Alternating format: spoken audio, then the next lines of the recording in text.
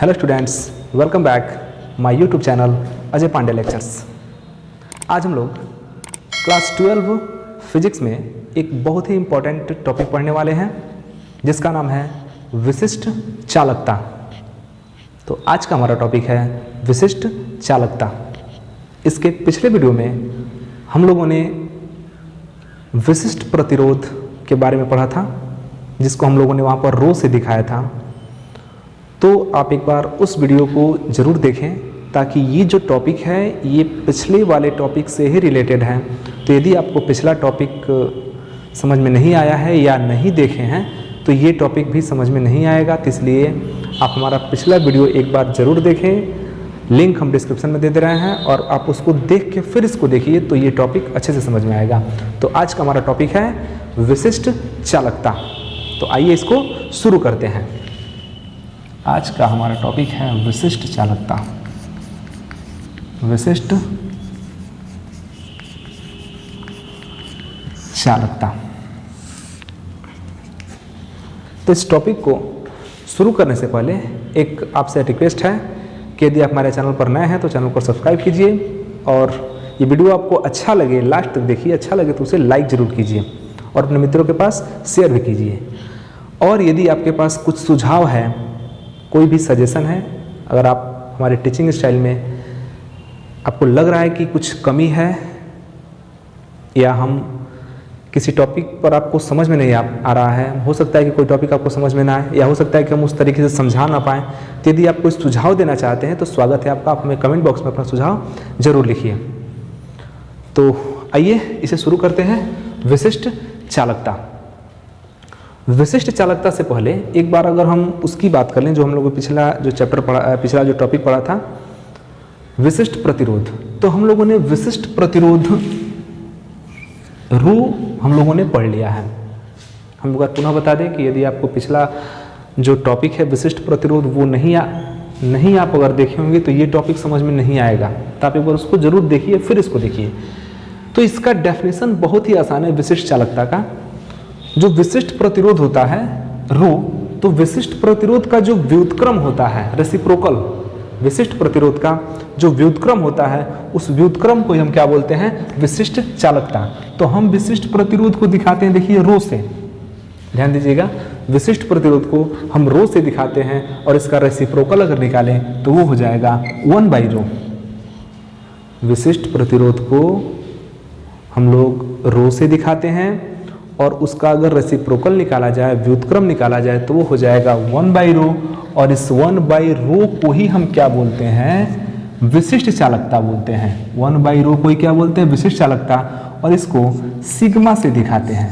तो बड़ी सिंपल इसका फॉर्मूला भी आ गया और सिंपल इसका डेफिनेशन भी हो गया कि विशिष्ट प्रतिरोध के व्युत्क्रम को उस चालक की विशिष्ट चालकता कहते हैं और इसे हम सिग्मा से प्रदर्शित करते हैं। सिग्मा इक्वल टू होता है 1/रो।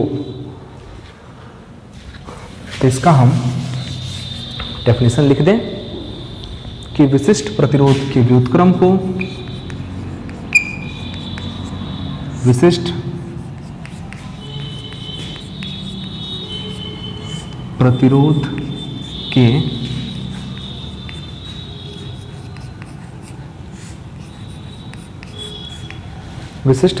के व्युत्क्रम को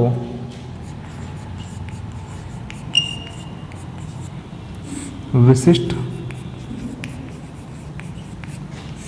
चालकता कहते हैं।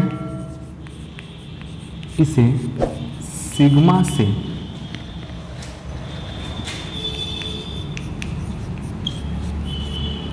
प्रदर्शित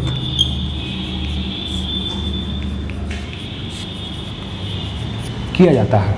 ध्यान दीजिएगा कि विशिष्ट प्रतिरोध का जो व्युत्क्रम होता है उसी को हम क्या बोलते हैं? विशिष्ट चालकता। तो यदि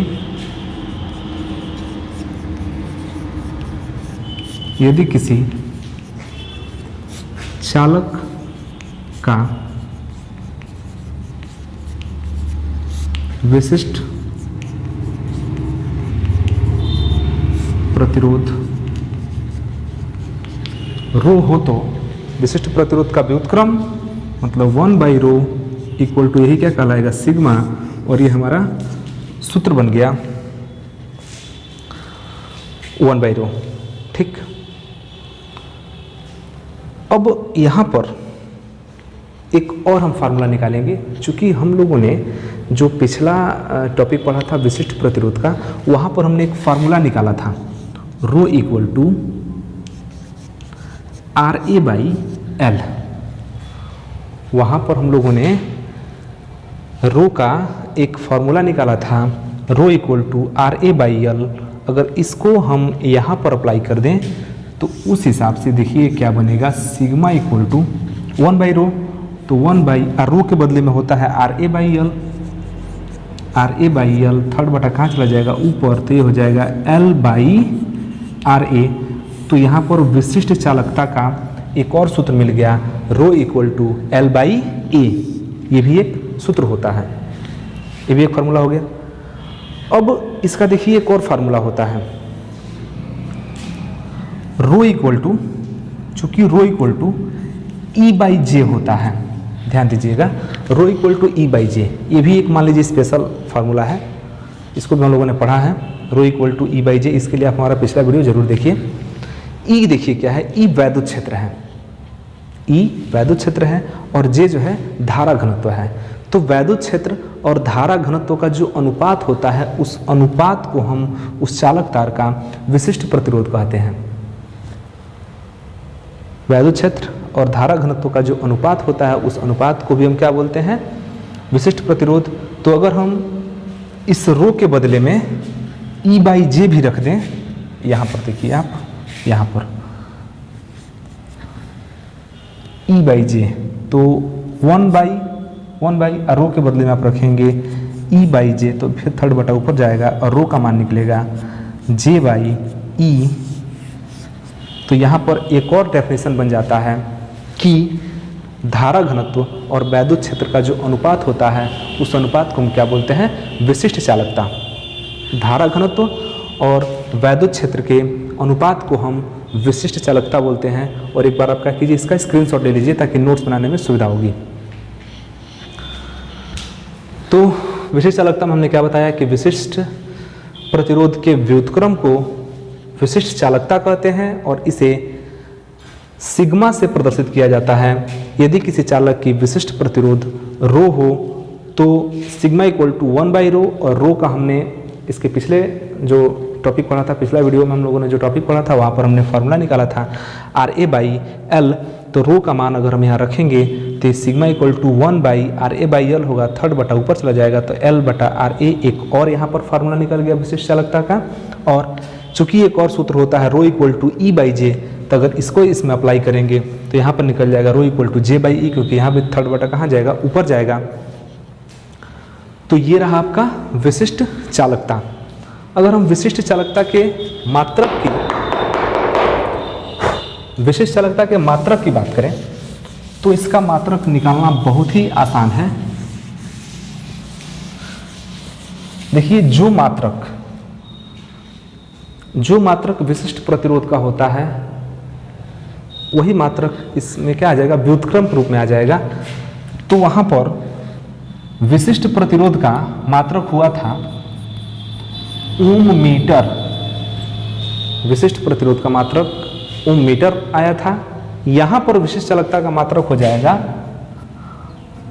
प्रति ओम मीटर। प्रति ओम मीटर। अब ये आया कैसे, इसको आप देख लीजिए। चूंकि हम लोग जानते हैं, देखिए यहाँ पर जो रो का सिग्मा का फार्मूला निकला है, वो निकला है L/RA। अब यहाँ पर अगर इसका मात्रक आप सेट करेंगे तो L लंबाई है, लंबाई का मात्रक क्या होता है, मीटर होता है। R प्रतिरोध है, प्रतिरोध का मात्रक ओम होता है। A क्षेत्रफल है, क्षेत्रफल का मात्रक होता है मीटर स्क्वायर। तो मीटर से मीटर स्क्वायर में से 1 मीटर कट गया, तो देखिए ये आया 1/ओम मीटर। तो इसी को हम ऐसे लिख सकते हैं ओम -1 मीटर टू द पावर -1, और ये इसी को बोलते हैं प्रति ओम मीटर। तो इस प्रकार हम लोगों ने यह भी जान लिया कि विशिष्ट चालकता का जो मात्रक होता है वो होता है प्रति ओम मीटर। और अगर इसके हम विमीय सूत्र की बात करें, तो इसका विमीय सूत्र होता है m-1 l-3 T3A2। विशिष्ट चालकता का विमी सूत्र होता है m-1 l-3 T3A2, ये इसका विमी सूत्र है। और अब इसमें एक बहुत ही छोटा सा लेकिन इम्पॉर्टेंट टॉपिक अगर इसमें हम लोग देख ले रहे हैं, क्योंकि इसके लिए अब अलग से वीडियो नहीं आएगा, हम आगे जो है इससे भी इम्पॉर्टेंट टॉपिक पढ़ाएंगे। तो फिर एक छोटा सा टॉपिक इसमें देख लीजिए, ओमीय परिपथ। ओमीय परिपथ और एक होता है अनओमीय परिपथ। तो परिपथ अगर हम बात करें, परिपथ का मतलब क्या होता है कि बिजली विद्युत जिस मार्ग से होकर प्रवाहित होता है, जाता है, उसको हम बोलते हैं परिपथ, विद्युत परिपथ। विद्युत जिस मार्ग से होकर प्रवाहित होता है उसको हम विद्युत परिपथ बोलते हैं। तो यहाँ पर एक ओमीय परिपथ आता है। ओमीय परिपथ का मतलब हुआ कि एक ऐसा विद्युत परिपथ, एक ऐसा परिपथ जो ओम के नियम का पालन करता है, उसको हम ओमीय परिपथ बोलते हैं। एक ऐसा परिपथ जो ओम के नियम का पालन करता है। और आप जानते हैं कि जो ओम का नियम है वो है V=IR। तो अगर कोई परिपथ इस रूल को फॉलो करता है V=IR को, तो उसको हम बोलेंगे ओमीय परिपथ। और अगर कोई परिपथ इस ओम के नियम को फॉलो नहीं करेगा, अगर कोई परिपथ ओम के नियम का पालन नहीं करता है, तो उसको हम बोलते हैं अनओमीय परिपथ। तो दो डेफिनेशन बहुत ही सिंपल है, बहुत ही आसान है, ओमीय परिपथ और अनओमीय परिपथ। ओमीय परिपथ का मतलब कि वह परिपथ जो ओम के नियम का पालन करता है वह ओमीय परिपथ कहलाता है, और वह परिपथ जो ओम के नियम का पालन नहीं करता है वह अनओमीय परिपथ कहलाता है। अब अनओमीय परिपथ में ट्रांजिस्टर आ जाता है, टॉर्च का जो बल्ब होता है वो आ जाता है, डायोड वाल्व आ जाता है, ट्रायोड वाल्व आ जाता है। तो बहुत सारे परिपथ हैं।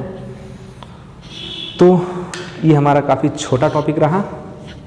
ये वीडियो आपको कैसा लगा आप हमें कमेंट बॉक्स में ज़रूर लिखिए। वीडियो अच्छा लगे तो उसे लाइक कीजिए, शेयर कीजिए, और यदि आप हमारे चैनल पर नए हैं तो चैनल को सब्सक्राइब कीजिए। तो फिर मिलते हैं अगले वीडियो में एक नए टॉपिक के साथ। तब तक के लिए धन्यवाद। जय हिंद।